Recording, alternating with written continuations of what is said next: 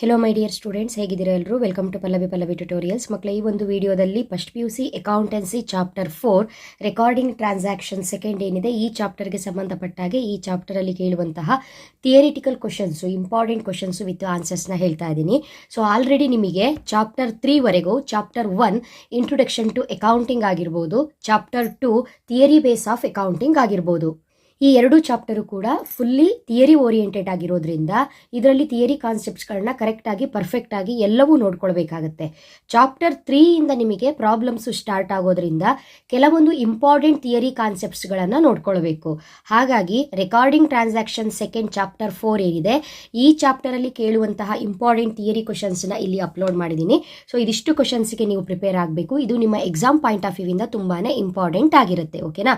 Next ಈ chapter ನಿಮಗೆ ತುಂಬ ಇಂಪಾರ್ಟೆಂಟು. ಪ್ರಾಬ್ಲಮ್ಸಿಗೆ ಅದು 6 ಮಾರ್ಕ್ಸು 12 ಮಾರ್ಕ್ಸು ಎರಡೂ ಕೂಡ ಕವರ್ ಆಗುವಂತಹ ಪ್ರಾಬ್ಲಮ್ಸು ಈ ಒಂದು ಚಾಪ್ಟರಲ್ಲಿ ಬರುತ್ತೆ.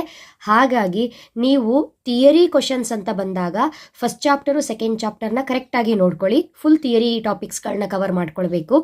ಚಾಪ್ಟರ್ 3 ರೆಕಾರ್ಡಿಂಗ್ ಟ್ರಾನ್ಸಾಕ್ಷನ್ ಫಸ್ಟ್ ಆಗಿರ್ಬೋದು, ಸೆಕೆಂಡ್ ಆಗಿರ್ಬೋದು, ಇದರಲ್ಲಿ ಮೇನ್ ಕಾನ್ಸೆಪ್ಟ್ಗಳು ಥಿಯರಿ ಏನು ಬರುತ್ತೆ ಅದನ್ನು ನೋಡಿಕೊಂಡ್ರೆ ಸಾಕಾಗುತ್ತೆ. ಬಿಕಾಸ್ ಪ್ರಾಬ್ಲಮ್ಸೇ ತುಂಬ ಇಂಪಾರ್ಟೆಂಟು.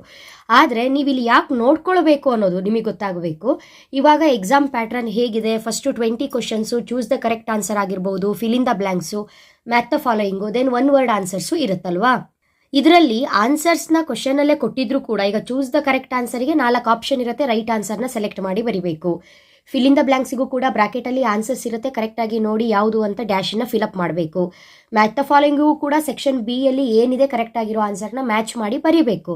ಬಟ್ ರೈಟ್ ಆನ್ಸರ್ ಯಾವುದು ಅಂತ ನಿಮಗೆ ಗೊತ್ತಾಗಬೇಕು ಅಂತ ಹೇಳಿದ್ರೆ ಕೆಲವೊಂದು ಥಿಯರಿ ಕಾನ್ಸೆಪ್ಟ್ಸ್ಗಳನ್ನ ನೀವು ಕವರ್ ಮಾಡ್ಕೊಂಡಿರಬೇಕು. ಹಾಗಾಗಿ ಸೊ ನಿಮ್ಮ ಫಸ್ಟ್ PUC ಅಕೌಂಟೆನ್ಸಿಗೆ ಸಂಬಂಧಪಟ್ಟಂತೆ ಎಲ್ಲ ಥಿಯರಿ ಮತ್ತು ಪ್ರಾಬ್ಲಮ್ಸ್ಗಳನ್ನ ನಾನು ಅಪ್ಲೋಡ್ ಮಾಡ್ತಾ ಇದ್ದೀನಿ.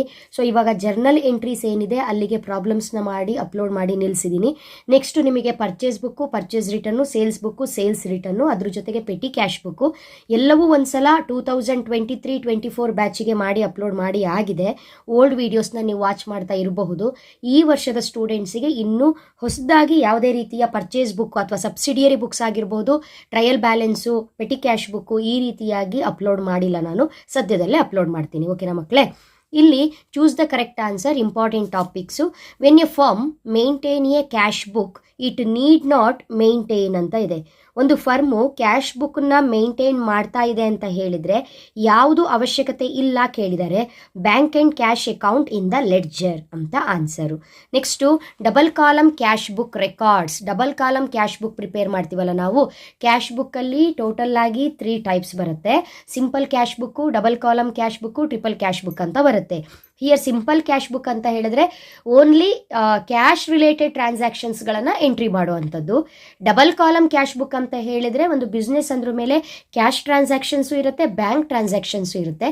ಸೊ ಕ್ಯಾಶು ಬ್ಯಾಂಕು ಎರಡನ್ನ ಎಂಟ್ರಿ ಮಾಡಿ ಮೇಂಟೈನ್ ಮಾಡುವಂತಹ account double column cash book. ಅದೇ ರೀತಿಯಾಗಿ ತ್ರಿಬಲ್ ಕಾಲಮ್ ಕ್ಯಾಶ್ ಬುಕ್ಕು ಅಥವಾ ಟ್ರಿಪಲ್ ಕಾಲಮ್ ಕ್ಯಾಶ್ ಬುಕ್ ಅಂತ ಹೇಳಿದರೆ ಬಿಸ್ನೆಸ್ಸಲ್ಲಿ ಎವ್ರಿ ಡೇ ನಡೆಯುವಂತಹ ಟ್ರಾನ್ಸಾಕ್ಷನ್ಸಲ್ಲಿ ಒಂದು ಕ್ಯಾಶ್ ಟ್ರಾನ್ಸಾಕ್ಷನ್ಸು, ಇನ್ನೊಂದು ಬ್ಯಾಂಕ್ ಟ್ರಾನ್ಸಾಕ್ಷನ್ಸು, ಅದರ ಜೊತೆಗೆ ಕೆಲವೊಂದು ಡಿಸ್ಕೌಂಟ್ ಓರಿಯೆಂಟೆಡ್ ಟ್ರಾನ್ಸಾಕ್ಷನ್ಸು ನಡೀತಾ ಇರುತ್ತೆ. ಬಿಸ್ನೆಸ್ ಅಂದ್ರ ಮೇಲೆ ಡಿಸ್ಕೌಂಟ್ಸನ್ನು ತಗೊಳ್ಳೋದು ಇರುತ್ತೆ, ಡಿಸ್ಕೌಂಟ್ಸನ್ನು ಕೊಡೋದು ಕೂಡ ಇರುತ್ತೆ.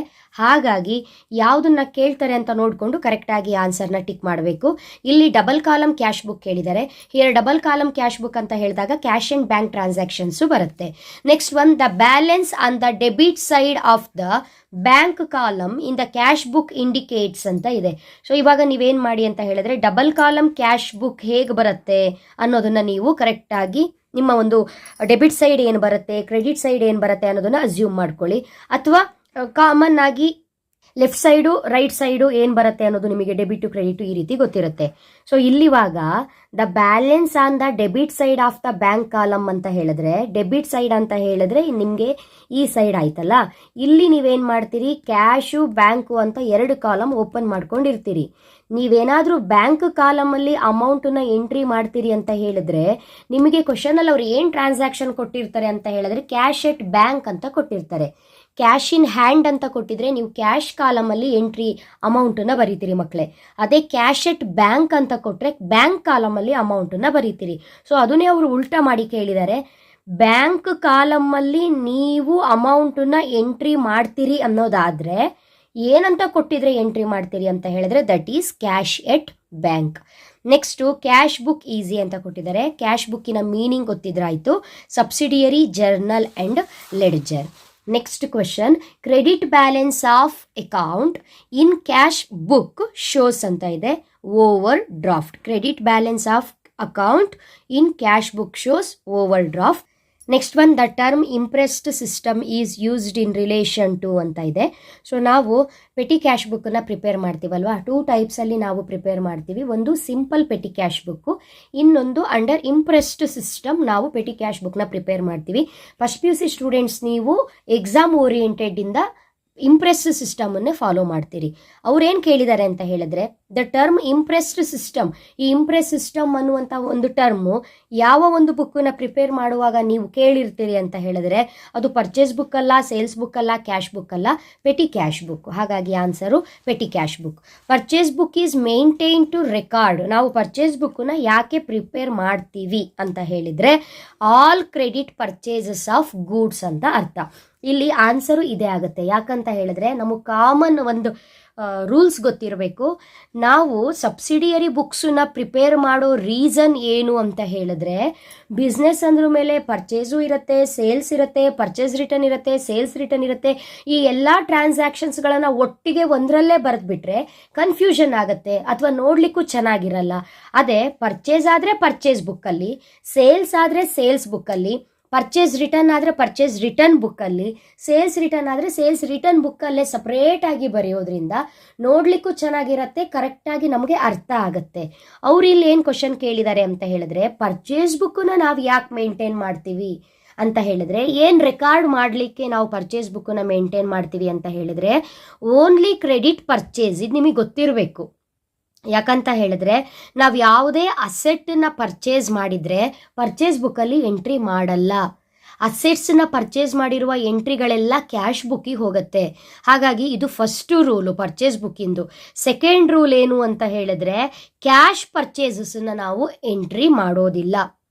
ಅಸೆಟ್ಸ್ಗಳನ್ನು ಪರ್ಚೇಸ್ ಮಾಡಿದರೂ ಪರ್ಚೇಸ್ ಬುಕ್ಕಲ್ಲಿ ಬರೆಯಲ್ಲ, ಕ್ಯಾಶ್ ಪರ್ಚೇಸಸ್ ಇದ್ರೂ ಕೂಡ ನಾವು ಪರ್ಚೇಸ್ ಬುಕ್ಕಲ್ಲಿ ಬರೆಯೋದಿಲ್ಲ.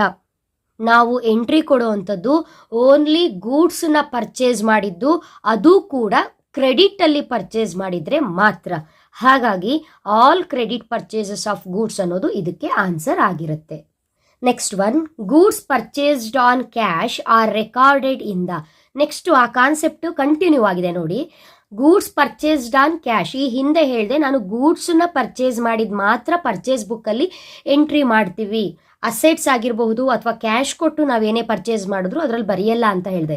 ಸೊ ಇಲ್ಲಿ ಗೂಡ್ಸ್ ಪರ್ಚೇಸ್ ಮಾಡಿದ್ದಾರೆ, ಬರಿಬಹುದಾಗಿತ್ತು, ಬಟ್ ಆನ್ ಕ್ಯಾಶ್ ಅಂತ ಇದೆ. ಕ್ಯಾಶ್ ಕೊಟ್ಟು ಗೂಡ್ಸನ್ನ ಪರ್ಚೇಸ್ ಮಾಡಿದ್ರ ಮೇಲೆ ಟ್ರಾನ್ಸಾಕ್ಷನಲ್ಲಿ ಮುಗಿದೋಯ್ತು. ಇಮಿಡಿಯೇಟ್ ಪೇಮೆಂಟ್ ಆದಾಗ ಅಲ್ಲಿ ಯಾವ ಟ್ರಾನ್ಸಾಕ್ಷನ್ನಿಗೂ ಎಂಟ್ರಿ ಅವಶ್ಯಕತೆ ಇರೋದಿಲ್ಲ ಪರ್ಚೇಸ್ ಬುಕ್ಕಲ್ಲಿ. ಹಾಗಾಗಿ ನಾವಿಲ್ಲಿ ಅವ್ರ ಕ್ವಶನ್ ಏನು ಕೇಳಿದ್ದಾರೆ, goods purchased on cash book, cash ಅಂತ ಇದೆ, ಆರ್ ರೆಕಾರ್ಡೆಡ್ ಅಂತ ಕೇಳಿದ್ದಾರೆ. ಸೊ ಕ್ಯಾಶ್ ಬುಕ್, ಕ್ಯಾಶ್ ಕೊಟ್ಟು ನಾವು ಗೂಡ್ಸನ್ನ ಪರ್ಚೇಸ್ ಮಾಡಿದ್ರೆ ಡೈರೆಕ್ಟಾಗಿ ನಾವು ಕ್ಯಾಶ್ ಬುಕ್ಕಲ್ಲೇ ಎಂಟ್ರಿ ಮಾಡ್ತೀವಿ. ಅದೇ ಕ್ರೆಡಿಟಲ್ಲಿ ಪರ್ಚೇಸ್ ಆಗಿದ್ರೆ ನಾವೇನು ಮಾಡ್ತಾ ಇದ್ವಿ, ಪರ್ಚೇಸ್ ಬುಕ್ಕಲ್ಲಿ ಎಂಟ್ರಿ ಮಾಡ್ತಿದ್ವಿ. Total of these transactions is posted in purchase account ಅಂತ ಇದೆ. ಇದಕ್ಕೆ answer cash and credit purchase. Total of these transactions is posted in purchases account ಅಂತ ಇದೆ. ಪರ್ಚೇಸ್ ಆಫ್ ಫರ್ನಿಚರ್ ಏನಿದೆ ಇದು ಅಸೆಟ್ ಆಗುತ್ತೆ, ಇದನ್ನು ನಾವು ಪರ್ಚೇಸ್ ಬುಕ್ಕಲ್ಲಿ ಬರೆಯೋದಿಲ್ಲ. ಪರ್ಚೇಸ್ ರಿಟರ್ನ್ ಅಂತ ಇದೆ, ಇದನ್ನು ಕೂಡ ಪರ್ಚೇಸ್ ಬುಕ್ಕಲ್ಲಿ ಬರೆಯೋದಿಲ್ಲ, ಪರ್ಚೇಸ್ ರಿಟರ್ನ್ ಬುಕ್ಕಲ್ಲಿ ಬರಿತೀವಿ. ಪರ್ಚೇಸ್ ಆಫ್ ಸ್ಟೇಷನರಿ ಅಂತ ಇದೆ, ಇದನ್ನು ಕೂಡ ನಾವು ಪರ್ಚೇಸ್ ಬುಕ್ಕಲ್ಲಿ ಬರೆಯೋದಿಲ್ಲ. So answer cash and credit purchase. Next one, sales book is maintain to record ಅಂತ ಇದೆ. ಪರ್ಚೇಸ್ ಬುಕ್ಕಿಗೆ ಏನು ರೂಲ್ಸ್ ಇತ್ತೋ ಸೇಮ್ ರೂಲ್ಸ್ ಇಲ್ಲಿ ಅಪ್ಲೈ ಆಗುತ್ತೆ. ಅದು ಪರ್ಚೇಸ್ ರಿಲೇಟೆಡ್ ಟ್ರಾನ್ಸಾಕ್ಷನ್ಸ್ ಆಗಿರುತ್ತೆ, ಸೇಲ್ಸ್ ಬುಕ್ಕಲ್ಲಿ ಸೇಲ್ಸ್ ರಿಲೇಟೆಡ್ ಟ್ರಾನ್ಸಾಕ್ಷನ್ಸ್ ಆಗಿರುತ್ತೆ. ನಾವು ಯಾಕೆ ಸೇಲ್ಸ್ ಬುಕ್ಕನ್ನು ಪ್ರಿಪೇರ್ ಮಾಡ್ತೀವಿ, ಮೇಂಟೈನ್ ಮಾಡ್ತೀವಿ ಅಂತ ಹೇಳಿದ್ರೆ, to record credit sales of goods only. Credit sales of goods only ಅಂತ ಇದೆ. ಕ್ಯಾಶ್ ಸೇಲ್ಸು ತಗೊಳ್ಳೋದಿಲ್ಲ, ಬಿಕಾಸ್ ಕ್ಯಾಶ್ ಕೊಟ್ಟು ಸೇಲ್ಸ್ ಮಾಡಿದಾಗ ಆ ಎಂಟ್ರಿ ಸೇಲ್ಸ್ ಬುಕ್ಕಿಗೆ ಬರೋದಿಲ್ಲ. ಆಲ್ ಕ್ರೆಡಿಟ್ ಸೇಲ್ಸ್ ಅಂತ ಇದೆ. ಆಲ್ ಕ್ರೆಡಿಟ್ ಸೇಲ್ಸ್ ಬರೋದಿಲ್ಲ, ಅಸೆಟ್ನ ಸೇಲ್ ಮಾಡಿದ್ದೆಲ್ಲ ಇಲ್ಲಿ ಬರೋದಿಲ್ಲ. ಹಾಗಾಗಿ answer credit sales of goods only. Purchase book ಆಗಿರ್ಬೋದು, ಪರ್ಚೇಸ್ ರಿಟರ್ನ್ ಆಗಿರ್ಬೋದು, ಸೇಲ್ಸ್ ಬುಕ್ ಆಗಿರ್ಬೋದು, ಸೇಲ್ಸ್ ರಿಟರ್ನ್ ಆಗಿರ್ಬೋದು. ಈ 4 ಸಬ್ಸಿಡಿಯರಿ ಬುಕ್ಸ್ಗಳೇನಿದೆ ಇದನ್ನು ನಾವು ಮೇಂಟೈನ್ ಮಾಡೋದು ಬಿಸ್ನೆಸ್ಸಲ್ಲಿ ಬಿಕಾಸ್ ಆಫ್ ಗೂಡ್ಸ್ ಬಗ್ಗೆ ಏನಾದರೂ ಟ್ರಾನ್ಸಾಕ್ಷನ್ಸ್ ಆಗಿದ್ರೆ ಅದನ್ನು ಎಂಟ್ರಿ ಮಾಡೋದಕ್ಕಷ್ಟೆ. ಓಕೆನಾ. ನೆಕ್ಸ್ಟು ಈ ಚಾಪ್ಟರಲ್ಲಿ ಕೇಳುವಂತಹ most important fill in the blanks questions ತುಂಬಾ ಇಂಪಾರ್ಟೆಂಟು, ಕರೆಕ್ಟಾಗಿ ನೋಡ್ಕೊಳ್ಬೇಕು. Cash book is a dash journal ಅಂತ ಕೇಳ್ತಾರೆ, subsidiary journal. Cash book does not record dash transactions ಅಂತ ಇದೆ, ಕ್ರೆಡಿಟ್ ಟ್ರಾನ್ಸಾಕ್ಷನ್ಸು ಗೊತ್ತಿದೆ ನಮಗೆ. ನಾವು ಕ್ಯಾಶ್ ಬುಕ್ಕಲ್ಲಿ only we enter cash transactions ಅಲ್ವಾ. ಕ್ರೆಡಿಟ್ ಟ್ರಾನ್ಸಾಕ್ಷನ್ಸ್ ಆಯಿತು ಅಂತ ಹೇಳಿದ್ರೆ ಅದಕ್ಕಾಗಿ ಸಬ್ಸಿಡಿಯರಿ ಬುಕ್ಸ್ ಇರೋವಂಥದ್ದು. ಹಾಗಾಗಿ ನಾವು ಕ್ಯಾಶ್ ಬುಕ್ಕಲ್ಲಿ ಓನ್ಲಿ ಕ್ಯಾಶ್ ಟ್ರಾನ್ಸಾಕ್ಷನ್ಸನ್ನ ಎಂಟ್ರಿ ಮಾಡ್ತೀವಿ, ಕ್ರೆಡಿಟ್ ಟ್ರಾನ್ಸಾಕ್ಷನ್ಸನ್ನ ಎಂಟ್ರಿ ಮಾಡೋದಿಲ್ಲ. Next one, cash book is a journal as well as A ledger for dash account ಅಂತ ಇದೆ, ಕ್ಯಾಶ್ ಅಕೌಂಟ್.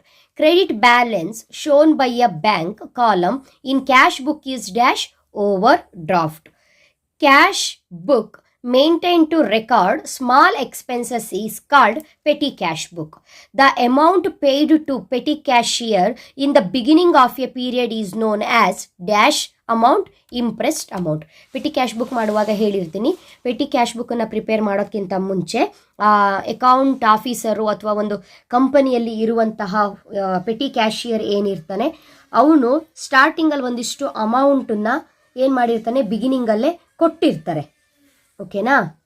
ಅಂದರೆ ಬಿಸ್ನೆಸ್ಸು ಪೆಟಿ ಕ್ಯಾಶಿಯರ್ಗೆ ಒಂದಿಷ್ಟು ಅಮೌಂಟನ್ನು ಕೊಟ್ಟು 1 ಮಂತ್ ಫುಲ್ಲು ಬಿಸ್ನೆಸ್ಸಲ್ಲಿ ನಡೆಯುವಂತಹ ಟ್ರಾನ್ಸಾಕ್ಷನ್ಸ್ಗಳನ್ನು ಮೇಂಟೈನ್ ಮಾಡಿ ಅಂತ ಹೇಳ್ಕೊಂಡು ಒಂದಿಷ್ಟು ಅಮೌಂಟನ್ನು ಕೊಡೋದು. 1 ಮಂತ್ ಫುಲ್ ಏನೇನು ಟ್ರಾನ್ಸಾಕ್ಷನ್ಸ್ ಇದೆ, ಸ್ಮಾಲ್ ಎಕ್ಸ್ಪೆನ್ಸಸ್ ಏನಿದೆ ಎಲ್ಲ ಪೇ ಮಾಡೋದು.